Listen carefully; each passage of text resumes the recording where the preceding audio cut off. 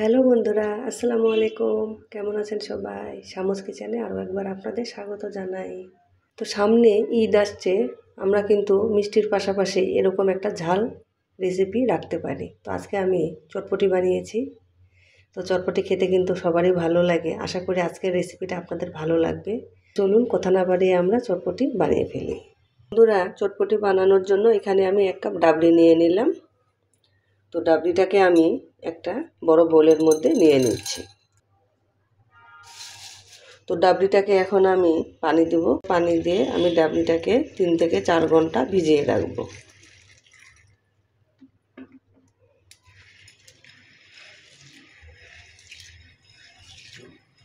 ডাবলিটা ফুলে কিন্তু ডাবল হয়ে যাবে। তো ডাবলিটাকে আমি ভিজিয়ে রাখছি। তো ফিরে আসছি 3 থেকে 4 ঘন্টা পরে। তো বন্ধুরা, আমি 3 থেকে 4 ঘন্টা পরে ফিরে আসলাম। দেখুন ডাবলিগুলো ফুলে ডাবল হয়ে গেছে। আর এইগুলোকে আমি কয়েকবার পানি পাল্টিয়ে পরিষ্কার করে নিয়েছি। তো বন্ধুরা, আমার যাতে রান্নাটা খুব তাড়াতাড়ি আর ঝটপটভাবে হয়ে যায় সেজন্য আমি একটা প্রেসার কুকার ব্যবহার করব। তো আজকের রান্নাটা আমি প্রেসার কুকারে করব।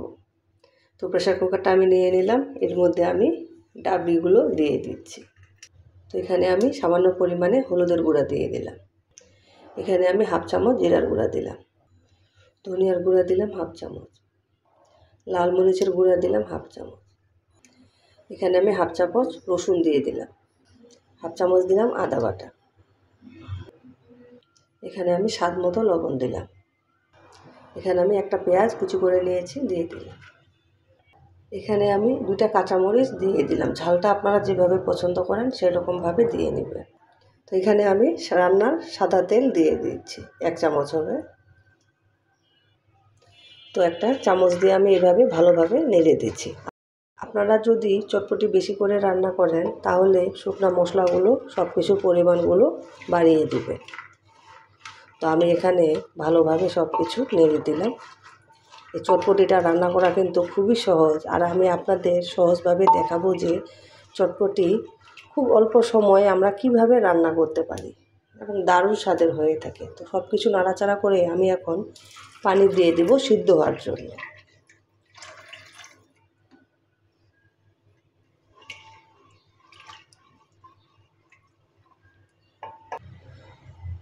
তো আমি এখানে হাফ লিটার মতো পানি দিয়েছি। আমার প্রয়োজন মতো আমি ডাবলির মধ্যে পানি দিয়ে নিলাম, কারণ এইটা থেকেই কিন্তু আমাদের গ্রেভিটা থেকে যাবে। এক্সট্রা কিন্তু আমাদের আর পানি দেওয়া লাগবে না। তো এখন আমি গ্যাসের উপর বসিয়ে দেব। তো বন্ধুরা, আমি কুকারটাকে গ্যাসের উপর বসিয়ে দিলাম। তো আমি 3 থেকে 4টা সিটি দিয়ে নেব।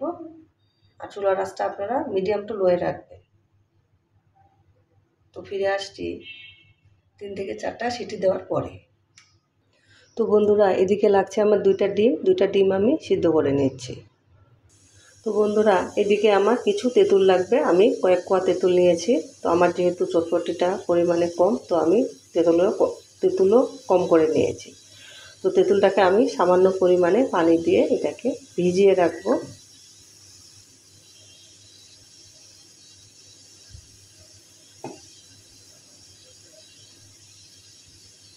তো এইভাবেই আমি কিছুক্ষণ এটাকে ভিজিয়ে রাখছি। তো বন্ধুরা, ডিম আমি সিদ্ধ করে নিয়েছি। একটা ডিম আমি চপিং বোর্ডের উপরে রেখে কেটে নেব।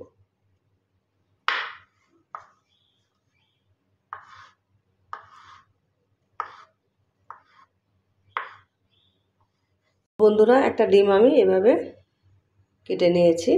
তো বন্ধুরা, আমি ঢাকনা খুলে দিলাম প্রেসার কুকারের। আর দেখাচ্ছি আপনাদের যে চটপটিটা কি সুন্দর, ডালটা আমাদের সুন্দরভাবে সিদ্ধ হয়ে গেছে। দেখেন, সিদ্ধ হয়ে গেছে কিন্তু।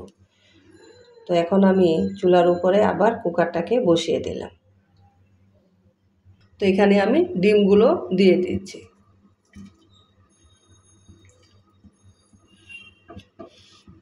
তো ডিমটা দিয়ে আমি নেড়ে দিচ্ছি। আর আমি এখানে চটপটির মশলা নিয়ে নিয়েছি। আমি এখন চটপটিটার উপরে মশলাটাকে দিয়ে দিচ্ছি। তো 2 চামচ মতো আমি চটপটির মশলা দিয়ে দিলাম। দিয়ে আমি নাড়াচাড়া করে নেব। আর এই সময় আপনারা লবণটা চেক করে নেবেন।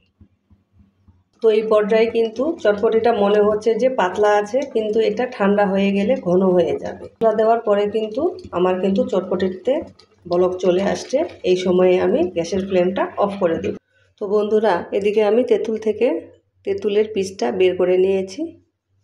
আর এটাকে আমি দেখেন এর ঘনত্বটা এরকম হবে। একটা কাঁচামরিচ এরকম কুচি করে নিয়েছি, দিয়ে দিলাম। আর আমি এখানে চটপটি মশলা দিয়ে দেব।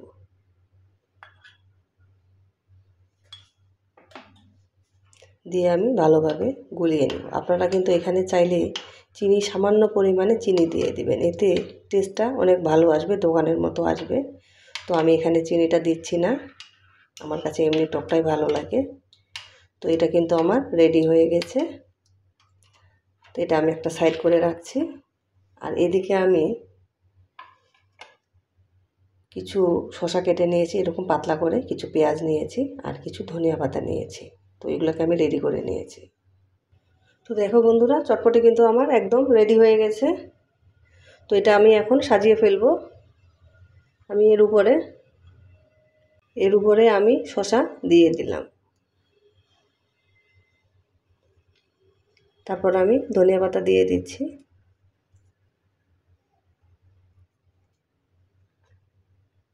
এর উপরে আমি কিছু পেঁয়াজ দিয়ে দিলাম। আপনারা পেঁয়াজটা পছন্দ করলে পেঁয়াজ দিয়ে দেবেন, না হলে স্কিপ করতে পারেন। তো এর উপরে আমি একটা যে টক বানিয়ে রেখেছিলাম সেই টকটা দিয়ে দিচ্ছি।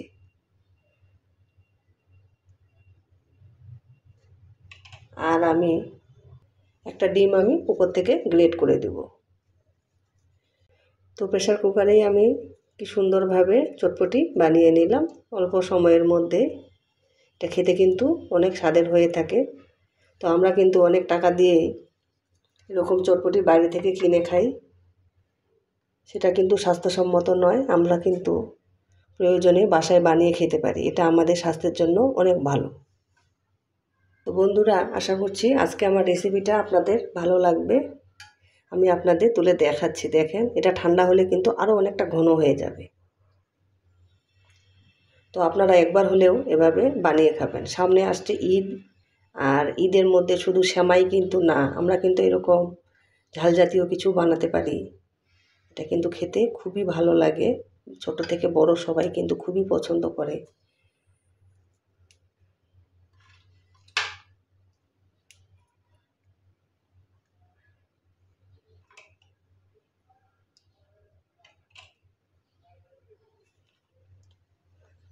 তো আমার রেডি হয়ে গেছে চটপটি। তো আপনারা একবার হলেও এভাবে বাসায় বানিয়ে খাবেন। আজকের এই চটপটির রেসিপিটি যদি ভালো লেগে থাকে লাইক দিবেন, কমেন্ট করে জানাবেন কেমন হয়েছে। আপনাদের সুন্দর একটা কমেন্ট আমাকে উৎসাহ দেয়। তো এরকম মজার মজার সহজ রেসিপি পেতে আমার চ্যানেলটিকে সাবস্ক্রাইব করে আমার পাশে থাকবেন। সবাই ভালো থাকবেন। আসসালামু আলাইকুম।